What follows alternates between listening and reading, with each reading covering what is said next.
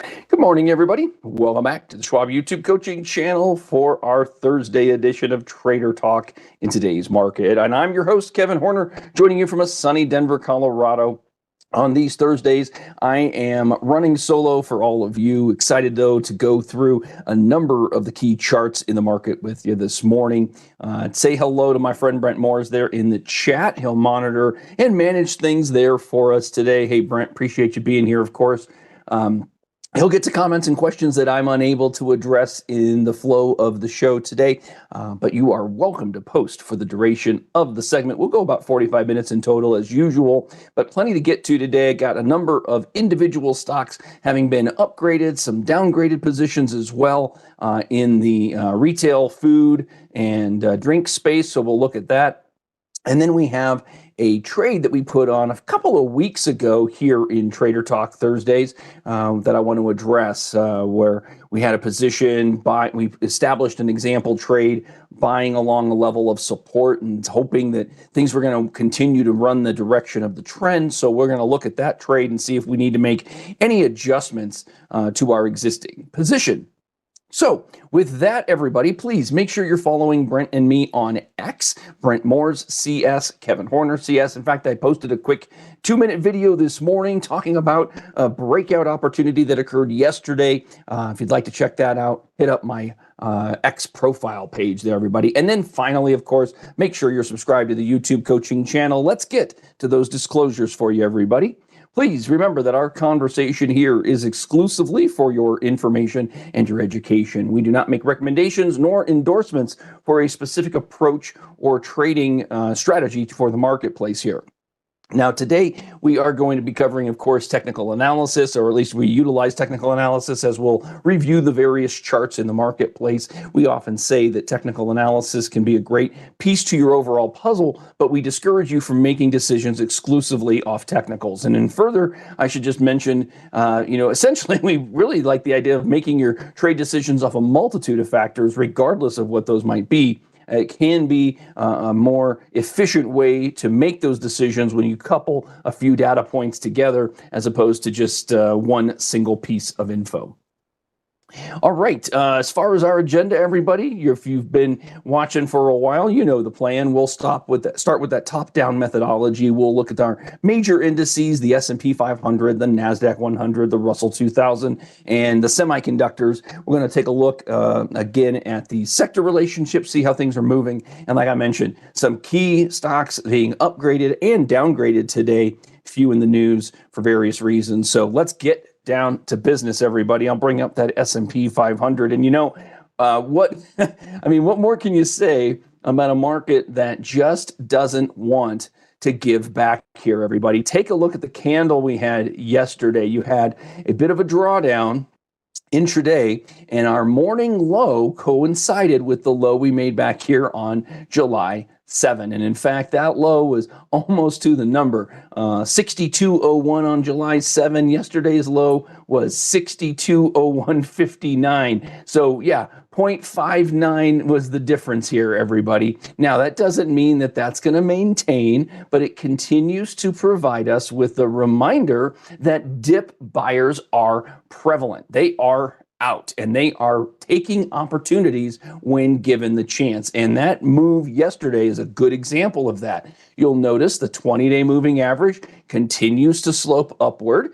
We do have horizontal support down here at around 6,050 on the on the SPX here, because that's the horizontal resistance from which we broke out. Now that we've got this horizontal support with a single test at that level of 6,000 and the low of the day at 6,200, basically 6,201.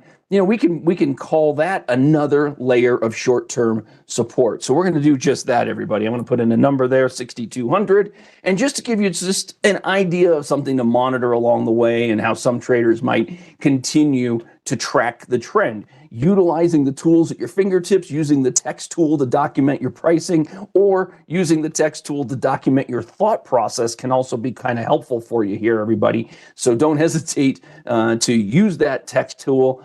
Make notes to yourself, give yourself some things to pull back and pay attention to here when you're watching it. But again, I'm getting a little bit tired of pointing it out, but I guess we were going to continue to run with it, right? Today, if we maintain the 20-day, is 59 consecutive closes over the 20-day moving average. Now, we don't know that's going to hold today, but that's the goal for the day, right? 59. And if we get to tomorrow and we hold the 20, day 60, that will be a full 12 weeks. All right, nothing bad about that in terms of the trend. And I think once more, it reminds us that if we are going to trade the trend, we don't have to get terribly cute, right? I've been saying it a long time that given the nature of the rally, the fact that we continue to grind higher, the fact that we continue to see the VIX languish and retreat to that mean that we have been looking for after being elevated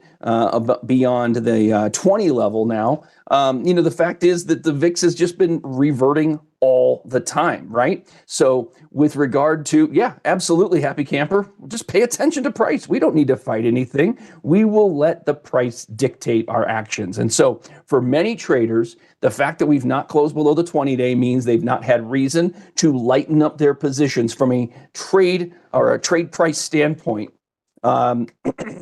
So we will continue to keep our eye on the 20-day. We'll hope that that rolls forward. We know that hope isn't a strategy, though, so we're going to position along the way to take advantage of pullbacks when given the need and to protect our positions as we continue to climb higher. We'll talk about that in a bit because we're going to look at that example trade that we put on, and it turns out it's been moving in our favor. So we're going to take advantage of that move, and we're going to look for an adjustment to an exit strategy here in a little bit.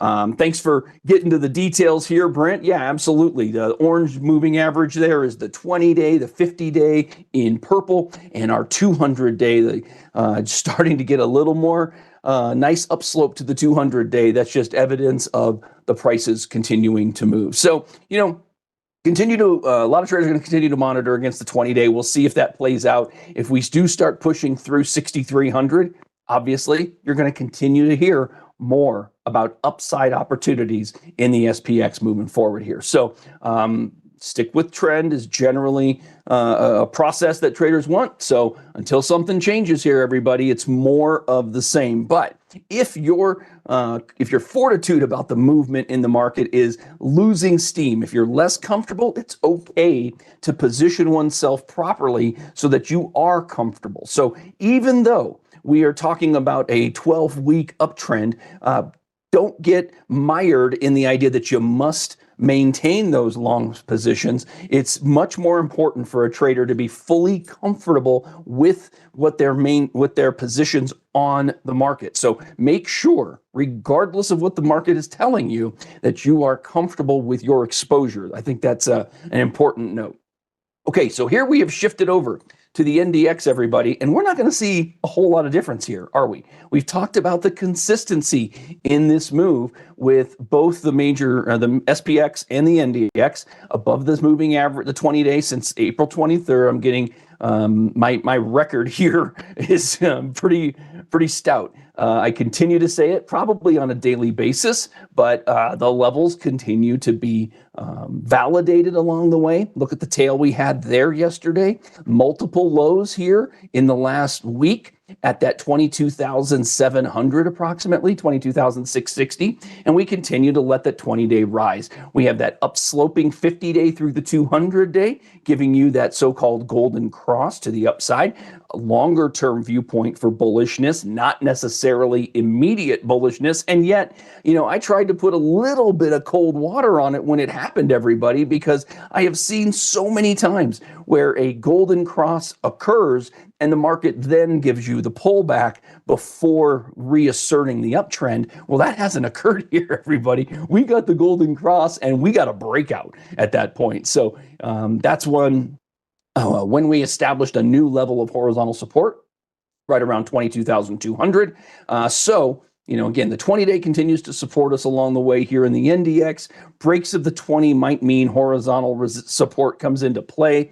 And that green line might just need to be massaged a little bit in more of a zone of support, because you could certainly, if we fell through the 20, we could certainly fall into this area as opposed to a specific price. So we're going to try not to be too fine in our process of building a thesis as to where any pullbacks could go. But again, that's just a general thought. We're just putting that off to the side for the short term here because we're not getting the give back in price that you might have expected. So for a lot of traders, this is just stay the course until something new happens. Not much new in the last 59 sessions here, everybody. What about the Russell? The small caps yesterday made a really interesting move. We have been talking, of course, about the reversal of the Russell 2000 that has been really in play since, I would suggest, since we broke out here in early June. We broke out, rallied, and pulled back for the test. And again, the 20-day moving average providing us with some support. Now, I'm going to clean this chart up a little bit so that going forward, we're going to start paying attention to the more short-term details here. So let's zoom in. I'm going to leave those ovals in, delineating the head and shoulder bottom here. I'm just going to zoom in if I can. There we go. So 20-day, here we are. Nice, awesome upslope, really about a 45-degree angle to the upside. Really what you want to see from a short-term trend, of course. And again, same thing we've talked about with the SPX and the NDX. Test of the 20 days have been opportunity for us. Now, a wonderful candle off the 20-day there yesterday. And if we can push the Russell to new short-term close here, this is when we'll start, Kevin, yes, talking about raising them stops, right? Absolutely true. Now, again, the reason I say that, and once more, we'll talk about this with an individual equity example momentarily, but reminder, a test of the 20-day is great. And it can give you reason to think about raising that stop. But for a lot of traders, everyone, we don't want to raise the stop until we make that new high. That becomes the impetus to make the rate or to elevate your stop level so that you can take advantage of having achieved a new price and therefore put in a new higher low. We want to simply manage the trades along the way to the next higher low every step. And commonly, a trader will make those adjustments with the new higher high. Okay, so that's one way to think about it. Like I said, we'll look at that here momentarily with the individual trades. So 20-day moving average, we're about 140, 145 points above the 20-day.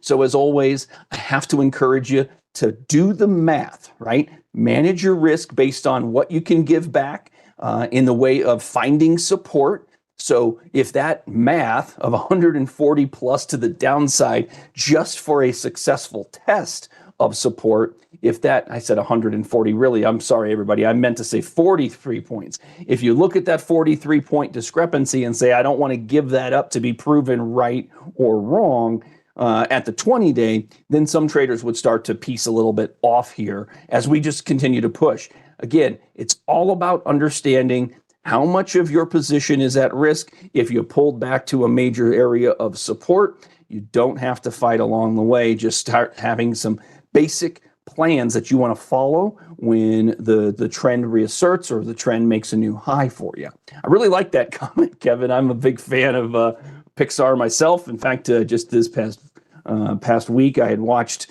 Finding Nemo with my kid, one of my three, and she and I love that movie, so we sit down periodically and we'll watch Finding Nemo and Finding Dory. And I agree, the Dory rally, it just grinds higher.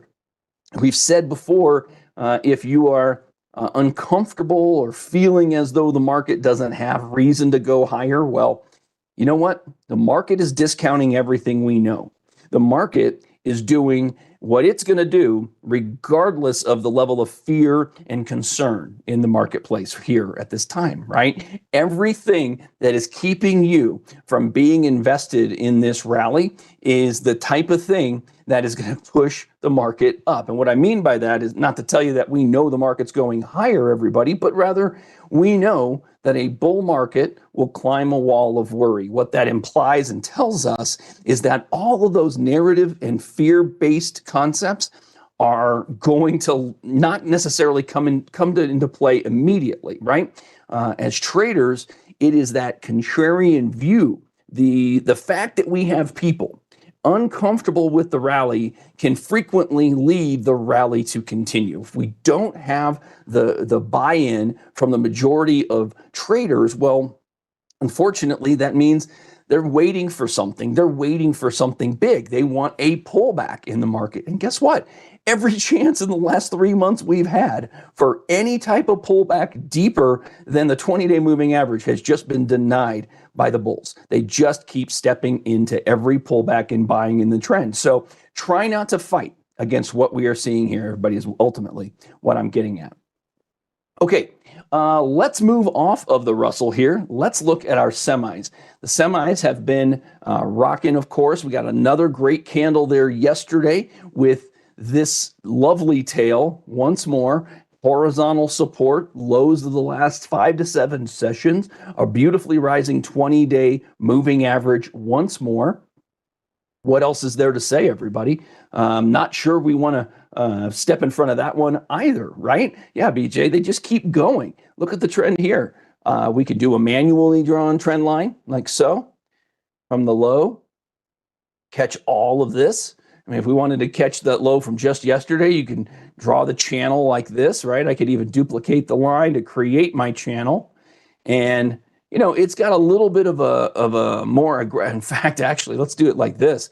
What if we looked at it like so? It kind of looks a little more like a rising wedge in this case. And, you know, in truth, you know, a rising wedge isn't terribly bullish because it implies as we get to the apex of this angle that we're going to get a break one way or the other. But most commonly, we'll get a rise like this, and then we get a bit of a pullback after having come to such a sharp apex like this. So wouldn't be surprising to get a breakdown, but you haven't had it yet. So try not to fight against what we are seeing in the market here. So semis, again, 20-day moving average. I mean, everything seems right now to be following the same stuff. So we don't have to get too, fine in our process, right? We'll be able in the near term probably to talk about starting to make some adjustments along the way. But you know what? We're going to wait. We got to wait for that to actually happen before we're going to start worrying about the potential for downside opportunity, right? We're going to let downside come into play, and then, and of course, be prepared for that to occur, but we're going to let it happen before we start to take action, right? We're going to, ideally, we want to, if you're trading long positions and you're looking for the end of the rally where you want to then step aside or start covering some of that, you're waiting for something to break and be different. We haven't had anything different in the semis, in the NDX, in the SPX, etc. So plenty to keep an eye on here, but not a whole lot of decisions to make in the near run. Okay, we've mentioned, and I've seen a lot of you mentioning the VIX, so let's just take a quick peek at the VIX here, everybody. See, we are just hanging out, really see the reversion to the mean. Again, the level that we've been doing just fine had been down here in the neighborhood of about 14 to 15. We aren't quite there, we're back under 17, but you'll see there was a little bit of a spike there yesterday when the market sold down and the bulls stepped in. So, bulls saw the spike in the VIX get into that 19.5, almost 20 area, and that brought in some buyers, it would seem. So, the VIX continues in its retreat to the mean, and the fact that this continues in that level looks to be offering up some comfort for SPX positions here. So yeah, I think that's a good word right now. BJ is relentless. I agree. What else are you going to say? It feels like a grind at this point, right? Every single little bit of weakness, which we tend to get either overnight or maybe the first portion of the day, seems to be bought up, and we get nice solid closes consistently. And that's what has been working, what has been happening. Eventually, that's going to change, but let's not worry about it until the change actually happens. So, okay, let's peek in on some of our sectors here, everybody, and then we'll get some stocks in the news. So movers today in terms of percentages, we've got industrials with the big move up almost 1%. Look at that breakout scenario playing out, everyone. We'd gone sideways in here for a bit. We see that the trend here, again, with the 20-day moving average has been maintained. Yesterday, a big, beautiful hammer. So when I say beautiful, if you're bullish, this is what you're looking for, is a reversal of the price action from yesterday. And that's, a tail is one thing, but a hammer candle where we closed above the opening trade after being so ugly early on is a wonderful indication of short-term bullishness. And I do mean short-term. Think on these candle patterns, you think 1 to 3 days commonly. Now, given the nature of this reversal, not at all surprising to many traders that you had a gap move today, and you can see up 1%. So new highs in the industrials. They have been doing pretty well. Brent and I looked at leadership yesterday in terms of the relationship with the returns on the SPX, utilizing this chart. And you can see here industrials getting back to an indication of some leadership. Not as strong as tech has been, obviously, but we could say that if amongst the review here, if you wish to be investing in the S&P 500, well, the groups that have been providing the greatest amount of leadership versus the S&P, or as participation in the S&P, have been tech, have been industrials. And, this is an interesting look at it because when you pay attention to what the financials look like, this shows the financials lagging the SPX in terms of return. But look at the financials chart. It doesn't exactly look ugly. In fact, many traders would tell you they're in a process here of potentially breaking a bull flag situation. So I think it can be helpful to just look at the relationship of the breakdown between these groups, right? So here I can draw in that bull flag, and being that it is still in the flag, some traders aren't prepared to take that trade just yet, right? If you were a buyer before, down in the neighborhood of early April, or you waited till we crossed the 200, or you waited to get back above the 20, anyway, you're probably thinking about waiting to get either adding to some or waiting for a rejection of the flag. Tried to reject it yesterday, didn't happen there in the financials. So the thought here would be a break of the downtrend line could be a validation of more upside in the near term. So we'll see how that could go here.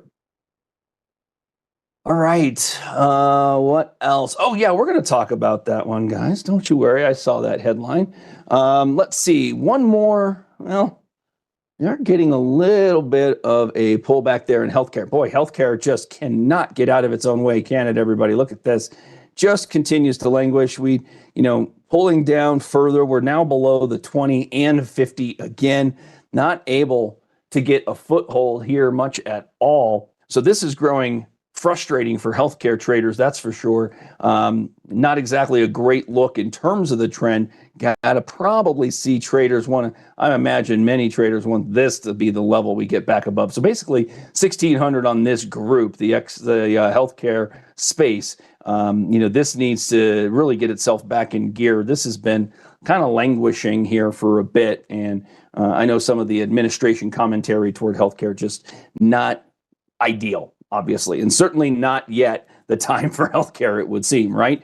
Because this has not changed much, if at all. All right, tell you what, let's take a look at that example trade we built a couple weeks ago.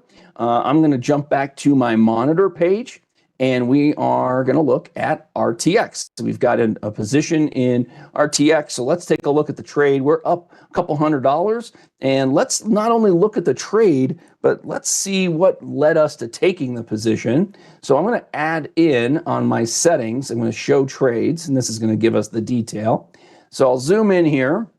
Okay, so we took position on the day of the 26th. We bought in 25 shares at 142.53. The belief was at the time that we had a successful test of the 20-day moving average, and we were hoping, and I think if I'm not mistaken, that morning we were probably trading well above the high of the day before, and the day before represented what many traders would have thought could be the low in the pullback. Why would they think that? Well, we'd pulled back to the same 20-day moving average we'd been above since here on April 30. So, supportive moving average along the way, pull back from a recent short-term high to the same moving average. And if we trade above it, this could be considered an early entry. And I do mean early because, remember, a lot of traders are going to look for the close above the high trade on the low day in a pullback,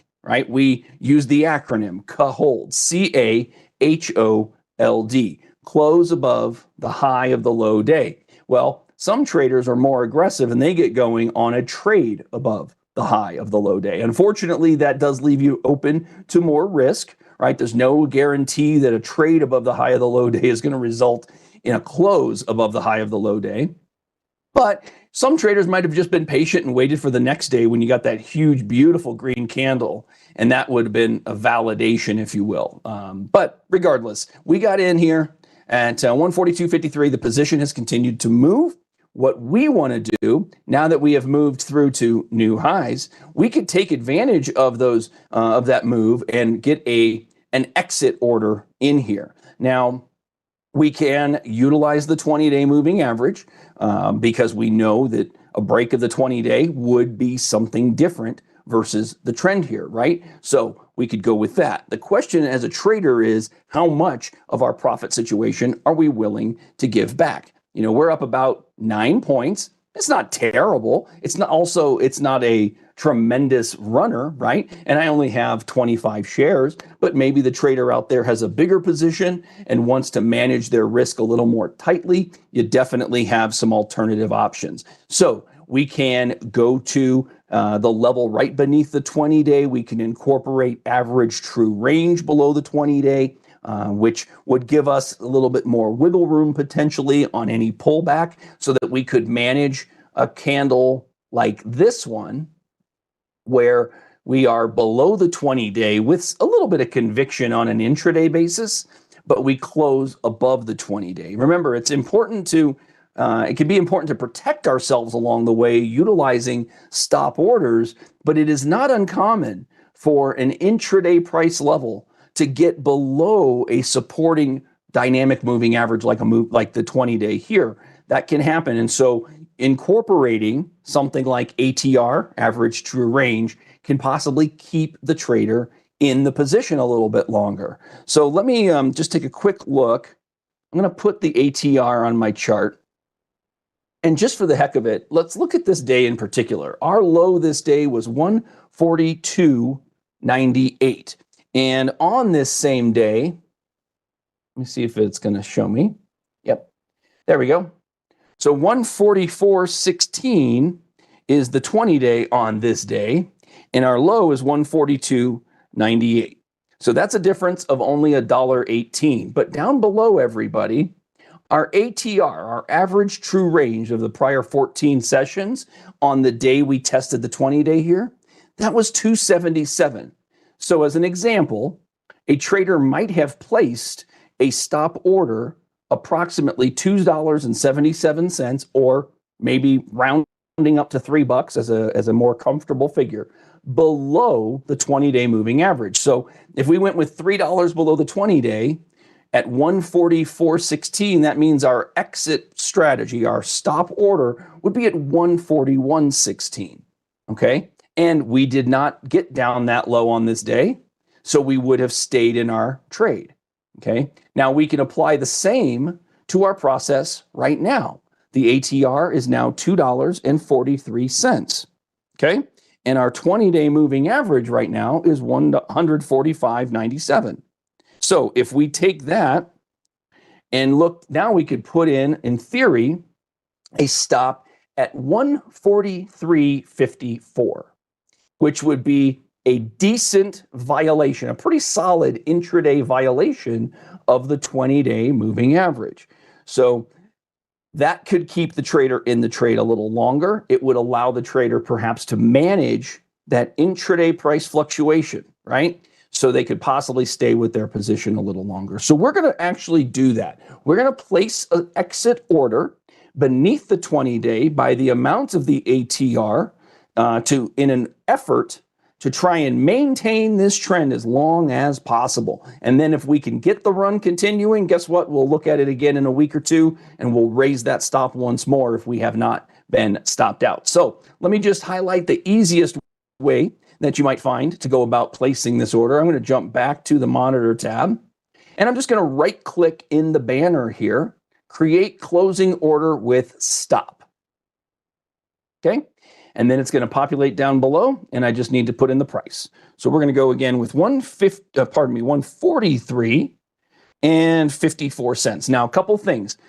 Many traders, we tend to fall into the habit of picking round figures, right? A 0 and a 5 become very common. But if you get off of those round figures a little bit, you might find yourself capable of maintaining things a little longer. Remember, stop orders, many traders think that the stop order is sitting out there and someone's just waiting to tag it. But here, remember that your order is not seen by anyone on any exchange until it is triggered, and then they see it when it comes through as a market order. So essentially, it's an anonymous order that's in there and protecting along the way.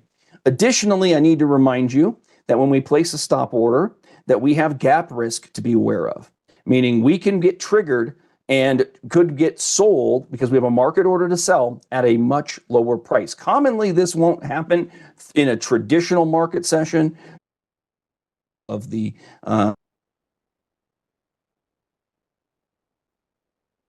risk of a gap. You could execute at a much lower price than your trigger. So please maintain that awareness. There is no perfect order out there, unfortunately. So we'll go ahead and enter this 43.53 stop, good till canceled. I'll make that adjustment.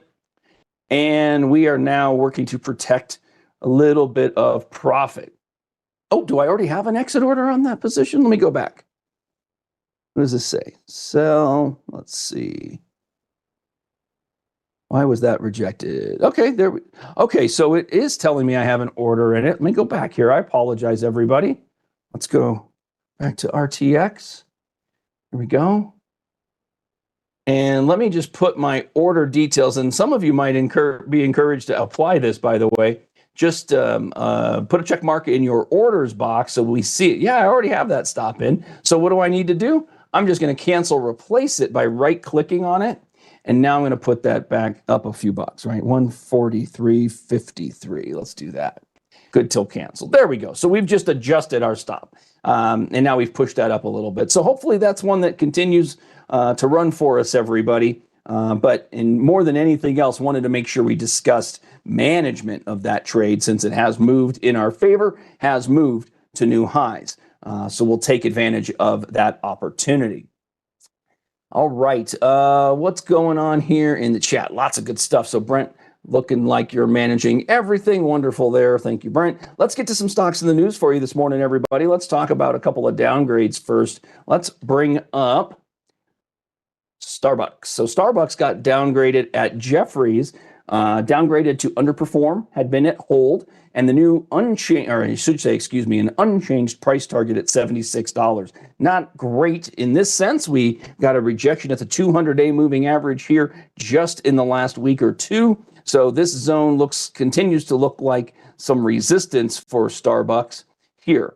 Of course, now you had a week open at support, and it has been bought up. So if that candle were to maintain for the day, or the stock were to close even higher for the day, that would sure be notable on a day where it gets downgraded. Remember, we're trying to find scenarios that are different or unexpected. So movement to the upside on downgrades, movement to the downside on upgrades, that's kind of indicative of something going on, right? So hopefully you see some benefit to the upside here as it relates to Starbucks, but at least initially, a more positive bounce off of the open, even though it is red here. Now, the commentary out of Jefferies, the stock has gotten ahead of reasonable expectations for their improving fundamentals. The firm says its credit and debit card sales and foot traffic and app data suggest downside in Q3 and Q4. And that's the reasoning, at least, behind their downgrade. So another one in that similar space is Shake Shack. And Shake Shack got a downgrade, also from Jefferies. So here the commentary is that Shake Shack has been bumped down from hold to underperform.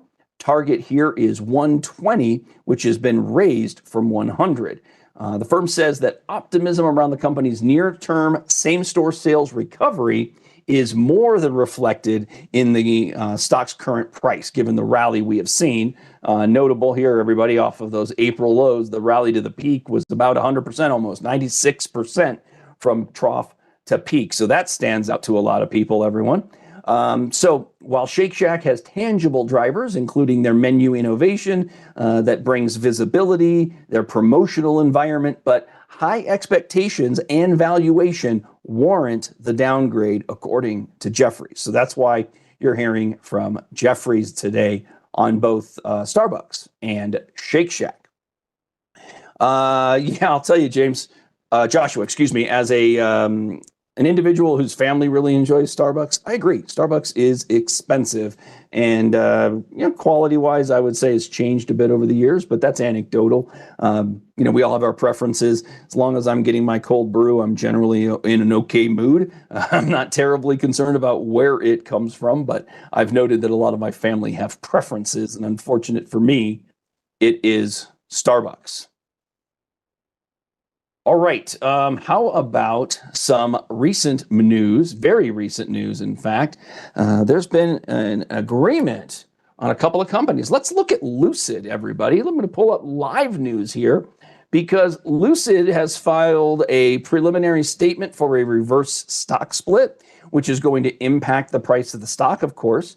Remember, with a traditional split, we see price action get cut lower, right, as we add shares of stock to the market. With a reverse split, though, you're going to see price action go to the upside as we remove share of stock from the market. So, interestingly, they have filed for this reverse stock split, but this is part of, as I see it, part of the news associated today with Lucid, which is that Lucid, Nuro, and Uber announce a global robo-taxi program that is created for Uber specifically.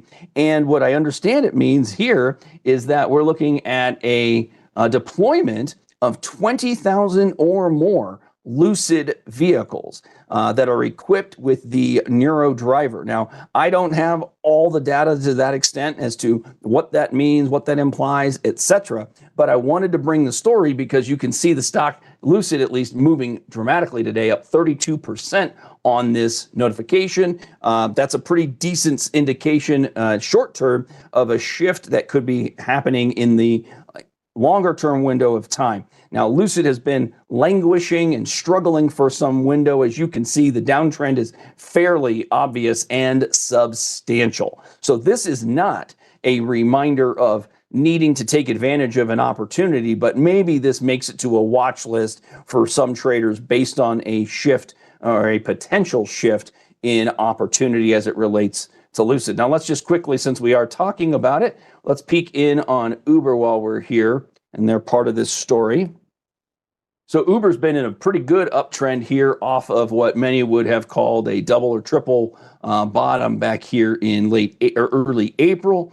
That's the same window for the majority of the market bounce.